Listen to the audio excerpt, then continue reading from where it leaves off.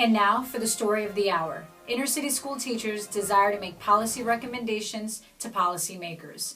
The Individuals with Disabilities Education Act, IDEA, of 1997 is a policy that addresses how states are to provide services for students with special needs. IDEA evolved from the Education for All Handicapped Children Act, EHA, in 1975, which ensured that students with disabilities were receiving free and appropriate education.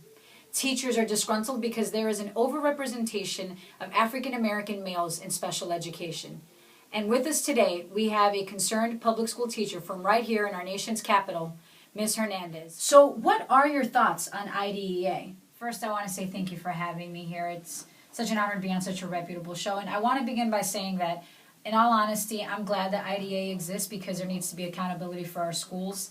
But I do think that there needs to be some things in place so that the overdiagnosis of minority children, specifically African American males, doesn't happen. Could you specify, what do you want lawmakers to know? There needs to be more diversity training for educators. For example, if there is no understanding between the educator and the student, then the likelihood of the referral process is going to be high for students. And specifically to minority students, IDEA doesn't outline cultural competency. And that's an important piece that I think we're missing, and that's why those numbers continue to soar for students who have different backgrounds than the general educator does. I understand. Are there any other recommendations you would make?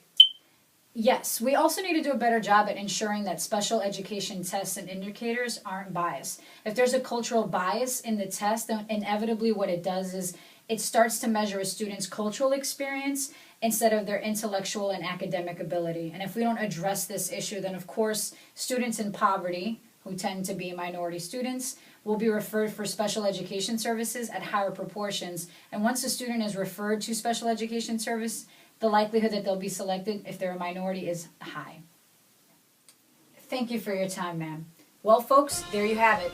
Straight from the educators. There are things that our policymakers can do to ensure that there is not an overrepresentation of minority students, particularly African American males. I'm reporting live from our nation's capital, where change happens. Have a good night.